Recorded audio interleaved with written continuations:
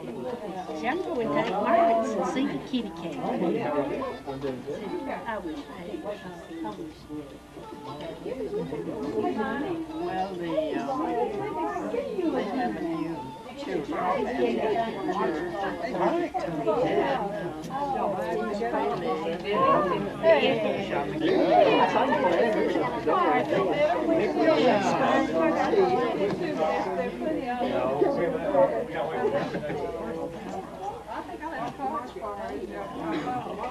Be sure and get that, would you? And the little one, it's we're ready to go. A little bit. We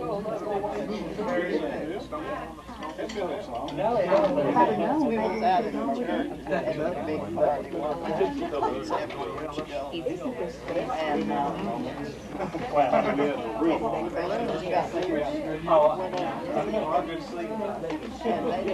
Yes, John, I love the class. I'm so glad you moved.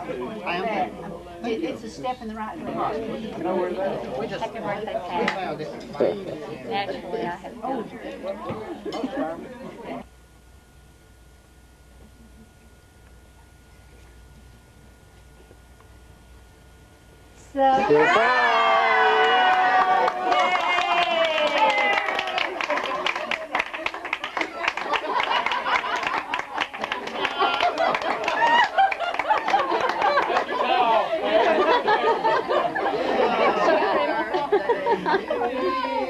Happy birthday to you. Happy birthday, dear Pat. Happy birthday to you. Yay!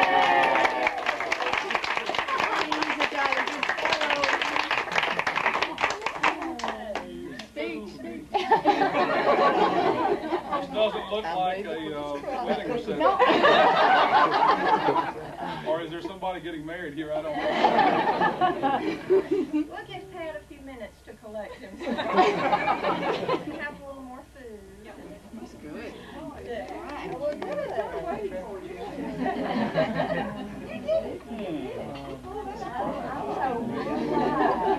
I think he was really surprised.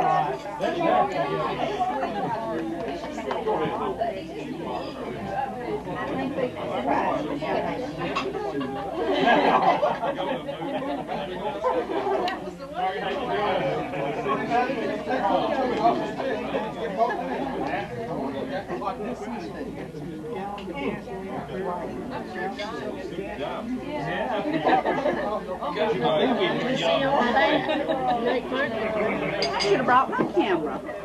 I forgot it.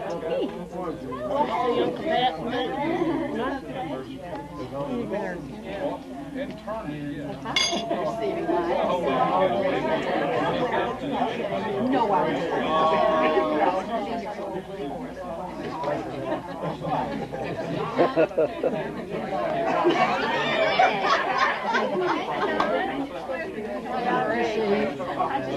Well, be sure and get that way our mouth open. It was surprised.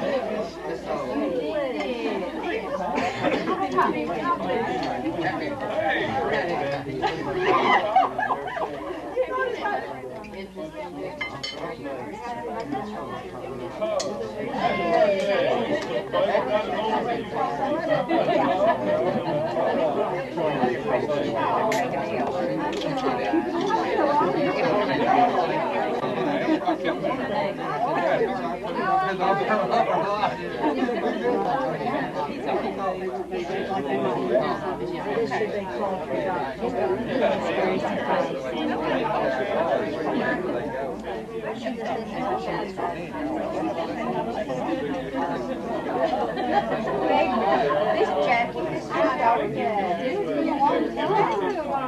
New York. She went in there.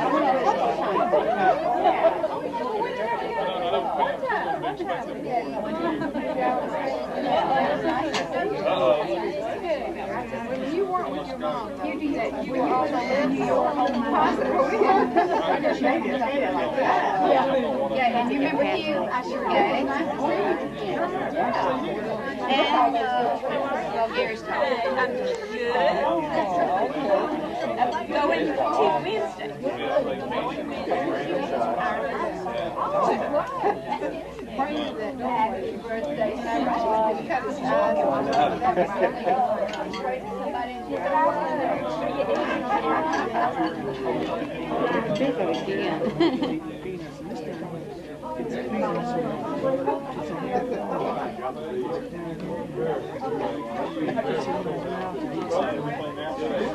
Happy birthday,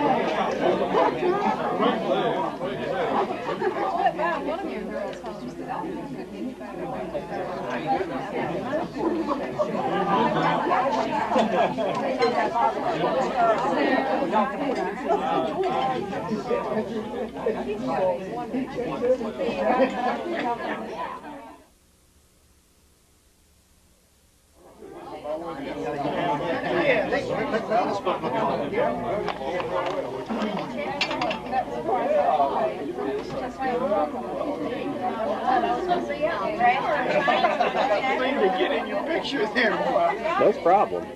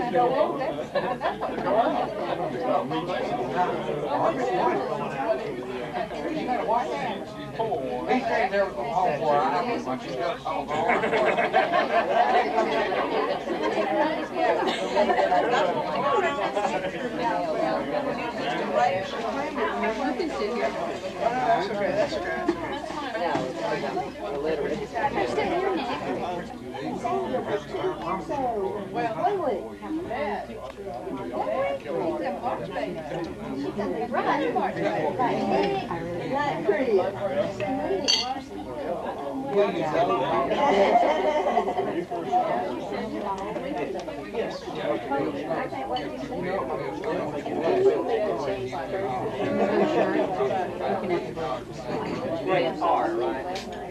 Nothing like everybody with You were invited because you're all so very special to us. You've seen the book that I made for Pat over the last couple of months, and Did a great job too. but while I've put this book together, I've laughed and I've cried, but it has pointed out to me how very blessed this man is to have had 50 years and the experiences and the people who love him. He's had an incredible 50 years. And thank you for coming to celebrate this with us. I want to introduce just a few people, and then I want everybody to introduce themselves and explain how you know Pat, because we have about 3 circles of friends here in addition to family. So the first person I want to introduce you to is somebody who's known Pat longer than any of us, and that's Aunt Mildred. And if you haven't met Aunt Mildred before, I know that all of you have heard of Aunt Mildred. And she lives here in Birmingham, and she'll be 87 years old in August. And Aunt Mildred has loved Pat as if he were her son for 50 years. And it's been an unconditional love, and she loves his sons just that much too. And we love her. And I want you to meet my mother and Pat's mother-in-law. And this is Martha McKee, and she's known him for 26 years. And I think she likes him pretty much. He's very special. And this is Pat's niece, Sally. And she's very special. And she's known him for 2 years. And she's just wanted to say his name in the last month. And on the other side of Sally is Pat's sister-in-law, Jill. And we're very happy to have her in the family, too. And the guy with the video camera is Pat's brother-in-law. Bubba. And I think you all know Nick and Chris, and by Chris is Kelly Folsom, Chris's friend. And Kelly was so helpful to me today while we were running around telling lies about where we were. And the gentleman with the bushy hair is Pat's father-in-law, John McKee, and he's known Pat for 26 years, and he didn't like him at first.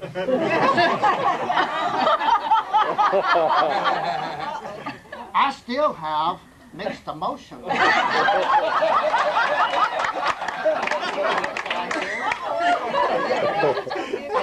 And also, Pat, I was instructed not to bring a gift, and I didn't. But anyway, I asked Margaret one time if Pat were a person that was draggy in the morning. You know, a late mover, get up her in the morning. And I said, is he slow about getting out of bed in the mornings? She says, no. Says, when I walk in his room, he hits the floor running. I said, well, how you do that, Margaret? She said, well, he sleeps with a pit bull, and I throw a cat in the bed with him.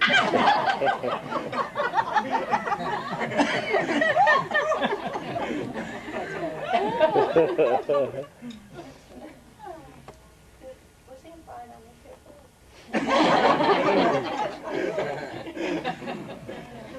Another member of the family, but not by blood, is Bonnie Golden. And Bonnie has known Pat for probably 27, 28 years. And Bonnie introduced me to Pat, which is a story. And they're in still itself. speaking to me. And not only that, I love Bonnie like my big sister. And we have remained friends. And in addition to introducing me to Pat, she got me started in my career. She was my first boss and a very wonderful mentor. So she's very special to me. And if I had a little sister, it would be Gay, Bonnie's daughter. And Gay is married to Gary, who's also family now. So this is, and there's Howard too, on the other side of Daddy. So this is my family and Pat's family that we share. And the rest of you are friends. And I'd like you to introduce yourselves and tell where you met Pat or how you got to know Pat. And I think some of you even have some stories about Pat that you'd like to share.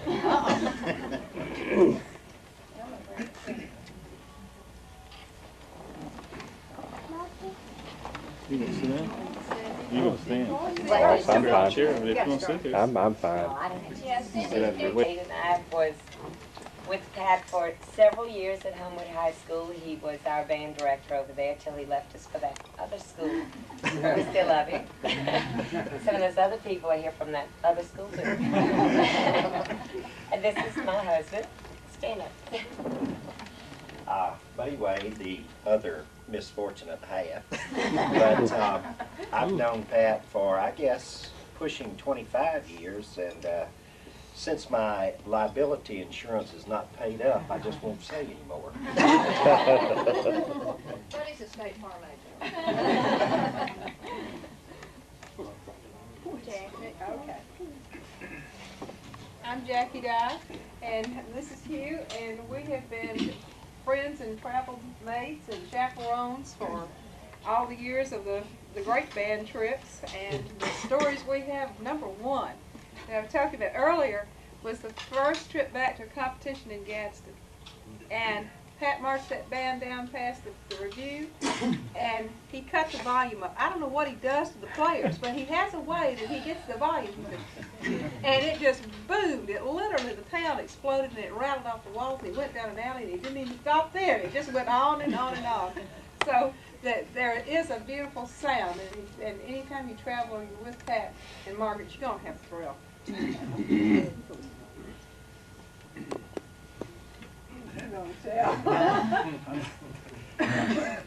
I'm her other half. And she taught with Pat all these years in Homewood, and I've traveled with a band with them all those years, and there's a lot of stories behind it. I've enjoyed it. Especially when the whole band followed him to the restroom and Radio City Music Hall. The band leader got up and was fine. You see me get up. Not until, will you get out of your seats? And he went to the bathroom and the whole band followed. Jackie and Hugh have been really good friends to us outside the band trips too. They're the kind of friends that are real intuitive about when you need to pick me up or when you need to go eat barbecue or whatever. And they've just been fast friends, and we're real thankful for that friendship. Dr. Farr, TV star.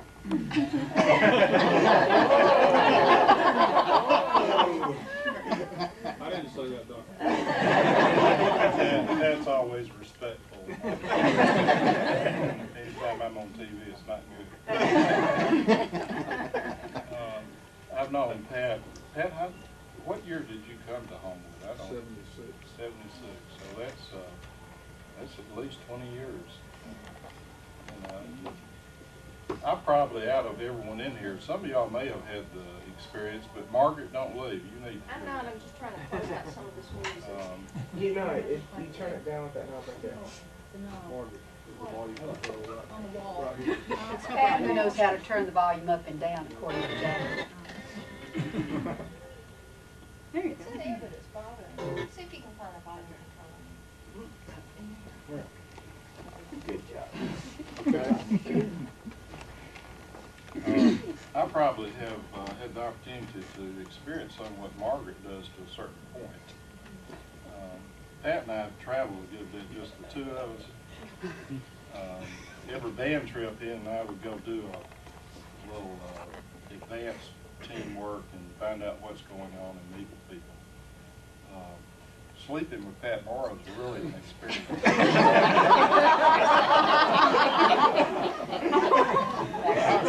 I don't know if I want to hear this. I've never heard of it.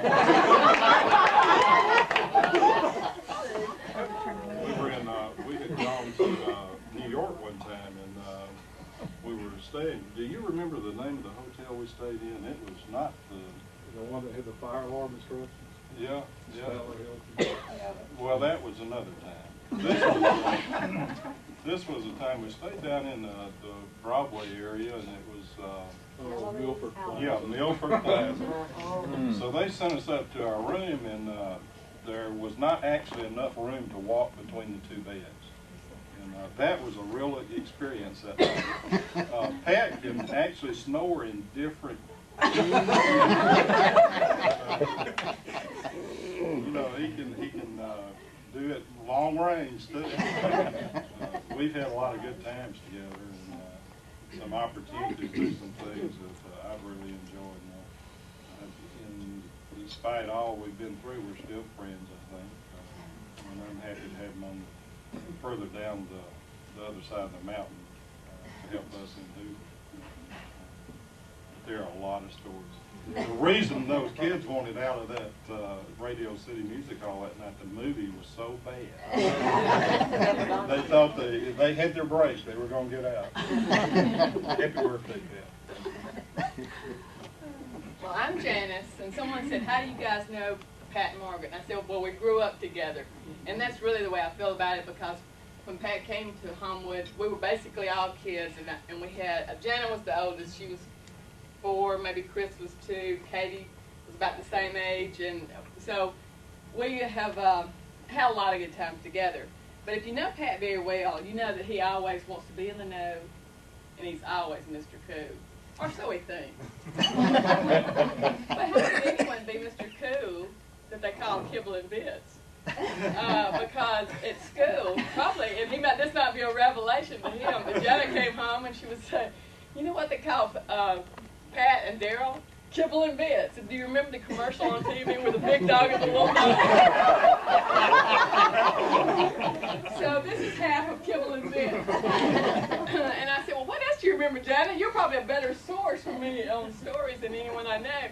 And she said, well, I don't know if this is appropriate or not, but you know when he says mark time, she says he does a special exercise with these muscles. She says he squeezes them every time.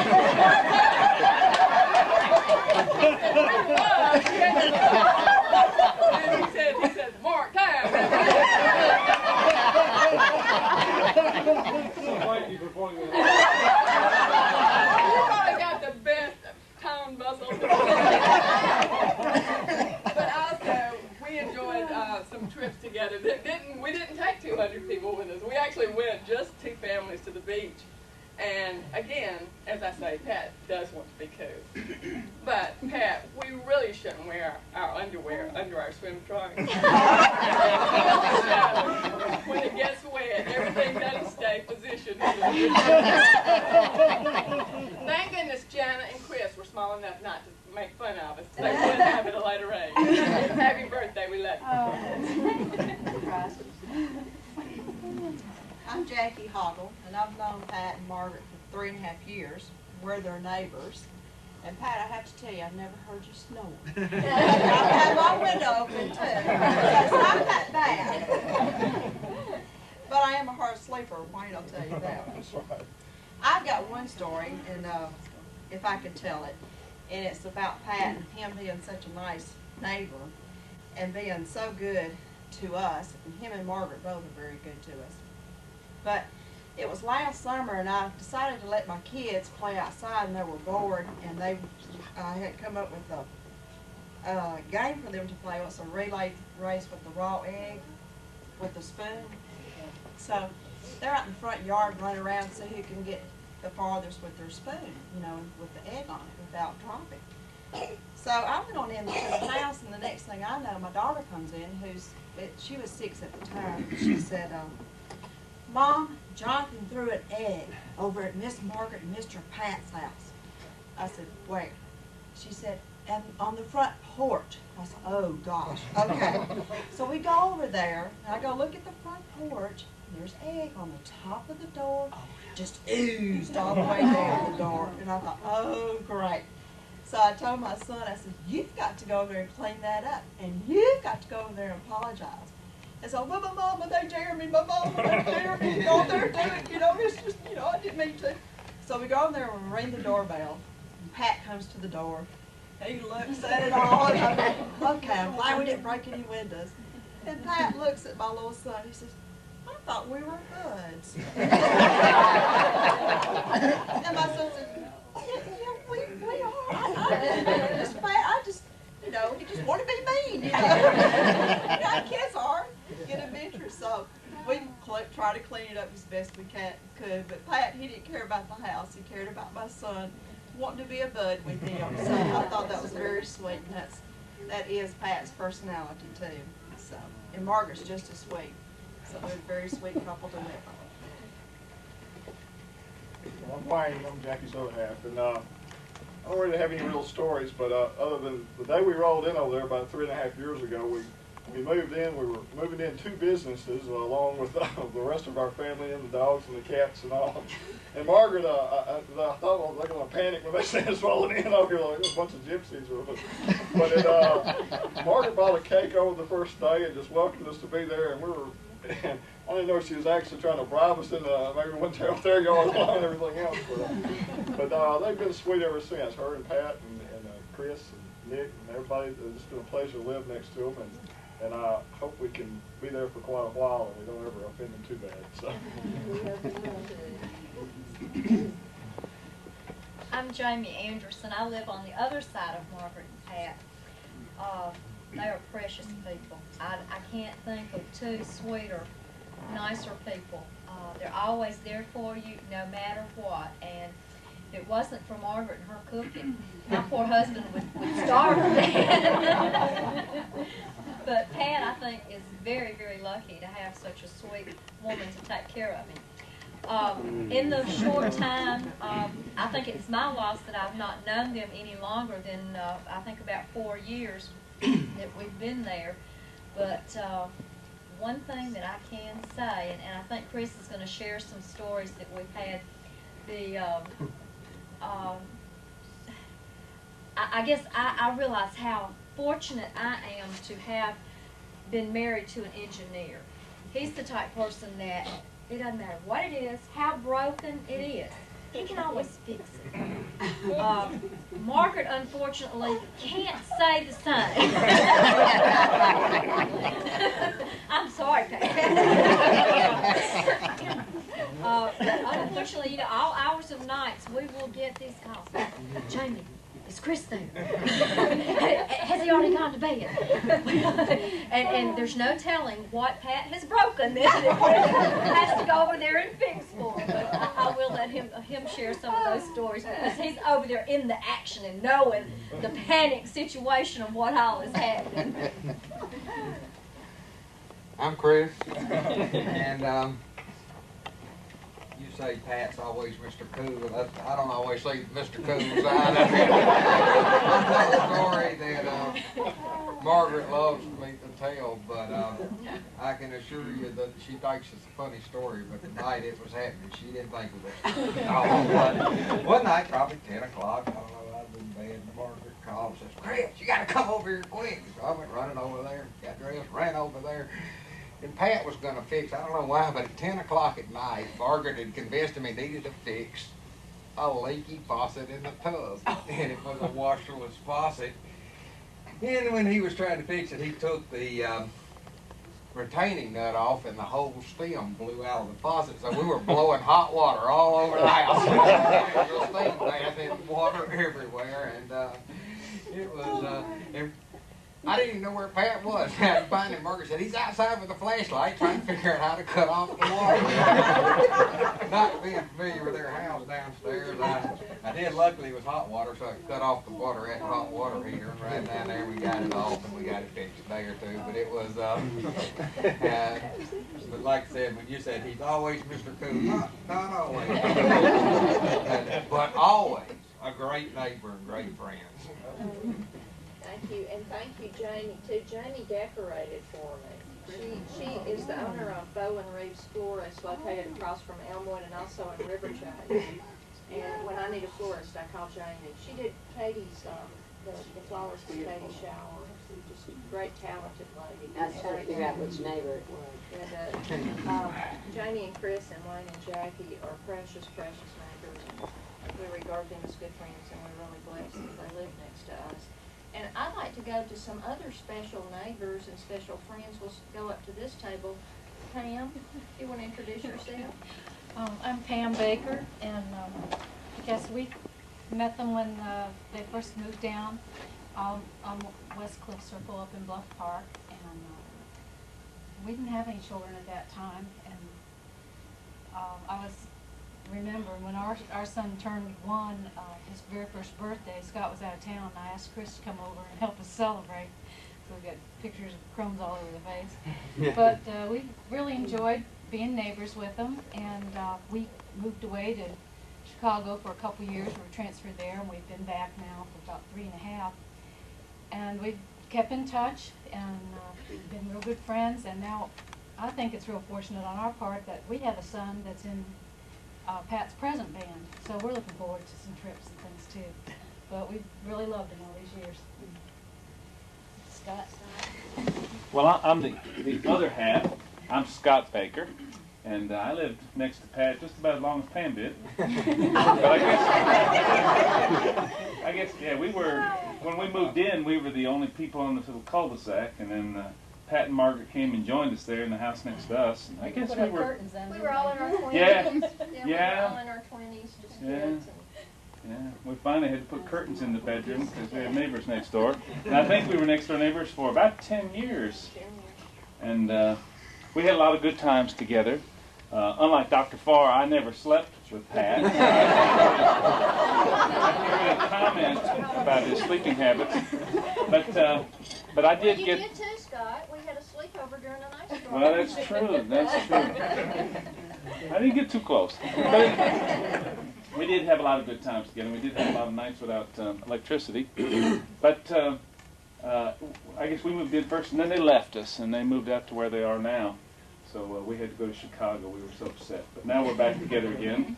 And our youngest son still is, well, obviously he's living with us here at home. And he's a big buddy here of Nick's, and they're computer gurus, and they play together now. Didn't realize until just a couple of years ago that both of them are fanatical computer jocks. So now they have something in common, and they get together quite a bit. But when we were next door neighbors too, I used to be really skinny. You can tell by the book there. When we met, I was really skinny until I met Margaret. She's a great cook. She rewarded me for fixing things as well. And I happen to have an engineering degree as well. And so Margaret likes to move next door to engineers to fix things. But back in those days, we didn't have basements. We didn't have a whole lot of money. We both had crawl spaces under our houses. And I was used to crawl spaces, having grown up in Florida. And Pat is a little afraid of the dark, maybe, or close, confined areas, or any place where there might be a bug. And so whenever we got to go into the house and do things, Pat would be able to stand back there at the door, you know, and shine the flash. He needed any more light back there. And I got him under the house a couple of times until he realized that there could be a snake under there or a roach or something like that. But we had a lot of good times together working on the plumbing problems and fixing washers and dryers and air conditioning and changing filters under the house. Always had a good time. And then they had one big project before Pat moved. He put in new floor, parquet flooring in one room, and the floor wasn't exactly level, and Pat wanted it level before he put parquet on it. So got the sand out there and leveled the floor up and then put parquet on top of the sand. And so when the new neighbors moved in, they said, did our previous neighbors like the beach a lot? So well, we're still finding beach sand everywhere. They're beach fanatics. Anyway, we really enjoyed it. And really enjoyed all the years that we had together. Had a lot of fun times together. And our 17-year-old is, as Pam said, in the jazz band, symphonic band, marching band over at Hoover High. And we're really glad as well, Dr. Farr, that Pat's now over at Hoover High. Glad to have you. And happy half century, Pat. At the time, you thought the sand was a good idea. It worked. Howard, do you have anything to say about Pat? I've been knowing Pat, I guess, as long as anyone in here. I remember the trips we took. That's that Bonnie. And I remember the trips we took to New Orleans in the old Emma Sampson band. About one or two of the buses would break down before we ever got back home. And it was a different story back in those days, and it's been since it's at Homewood. But we had a real good time together. You're here. His very first band, like his first real job at General Forest Middle School or junior high in Gadsden. And then when I moved up to Sansom, Pat moved up with me, or we moved up together, and had some wonderful times on band trips. I always thought on band trips that, remember the first band trip we took to New Orleans? Yes, you do. That we didn't stay in a hotel, we stayed in an office building, remember? We stayed, I'm telling you, we stayed in an office building, we slept on cots. We had no showers, 3 days without showers. I think the chaperones and the director went and found a shower somewhere, but we had no shower, so that was a lot of fun. And Scott, when you mentioned the sleepover, I'd forgotten that. Remember in '82 when we had the big, those of you who lived in Birmingham for a while, the big storm of '82, and it came around 11 or 12 o'clock that, during the day, and people were stranded for hours and hours, and that was pre-Nick days, but Chris and Pat and Margaret came and stayed at my apartment. I lived on the south side in Birmingham, and we had about, I think you guys made about 13 or 14 people in a 2-bedroom apartment. We were some of the few people in town that had power. Stayed for a couple of days, and it was a lot of fun. Pat and I like to trade Christmas presents. The one story I'll tell about our Christmas present, and you started it, the gag gift thing. We did some gag gifts for a few years, and one year I gave him one of the pink flamingos, which I kind of liked, but I gave it to him, and I stayed in Gadsden for a few more days where my parents live.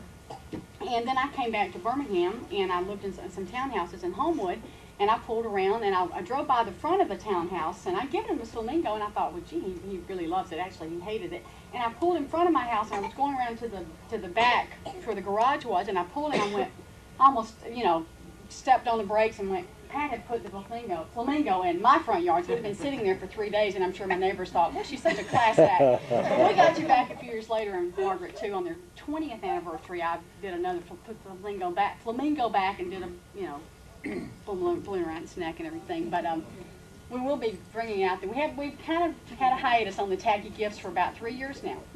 And I'm here to tell you that they're back this Christmas, okay? It's time. You were going to get the bass picture. He gave me this lovely picture of, it's the worst.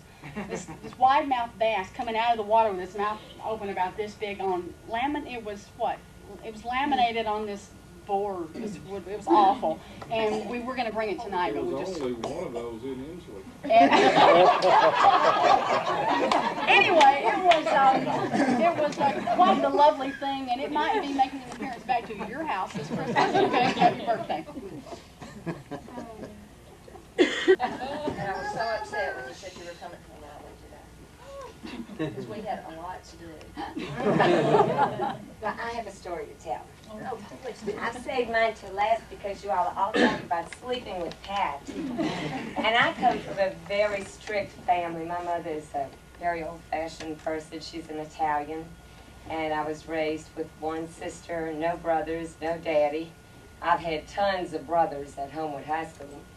And my mother is very concerned about my appearance at all times, what I'm doing in the public view.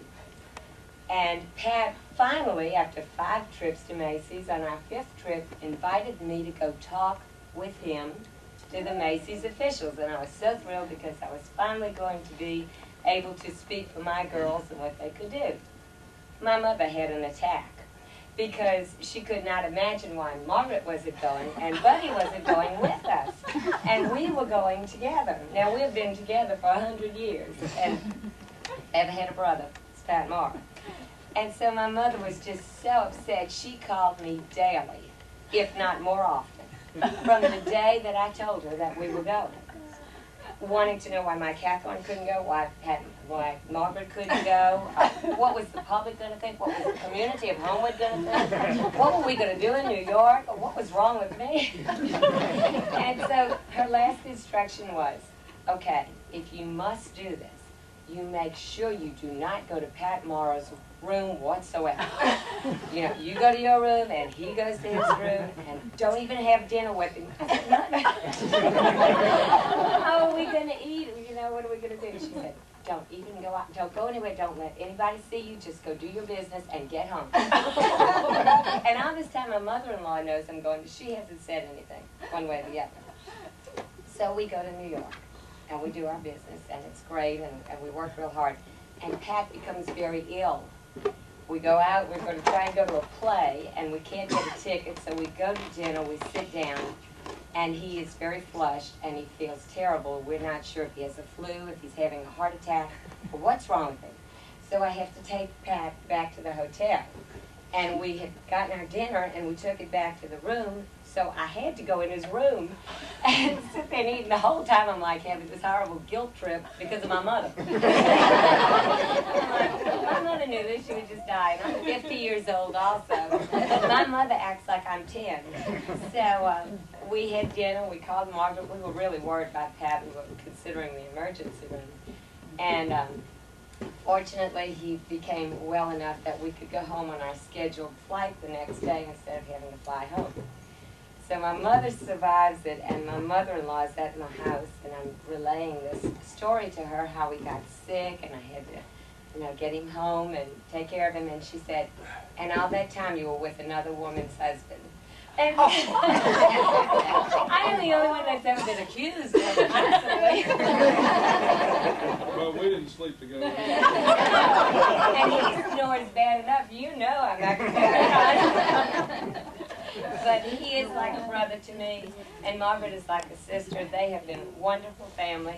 Margaret has been to our aid anytime that we have been in need, anytime we've had surgeries or hospital problems. Food has been at my house, and there are lots of times we would not have eaten had it not been for Margaret, because I'm not a domestic goddess at all. And she has been great, and Pat has always been there providing us with some wonderful opportunities to travel that possibly we might not have done in our lifetimes. And our children have grown up together. Katie and Chris played doctor on the steps when they were 2 years old at my house. We had just all met, and that was the first time that they'd been together, and it has been a great relationship for all of us. And happy birthday. It's not bad to be 50. It's how you wear it. Well, Pat, do you have anything you'd like to say? Margaret is the only one I have slept with. Other than Jack. It's only Margaret and Jack. No, Margaret? But this is a little bit different for most birthdays, but I felt like this ought to stay in the family. So go ahead and take a look and see what's in there. That means you get to the board that you have to Okay. And let's turn it up. No, which one? Upside down.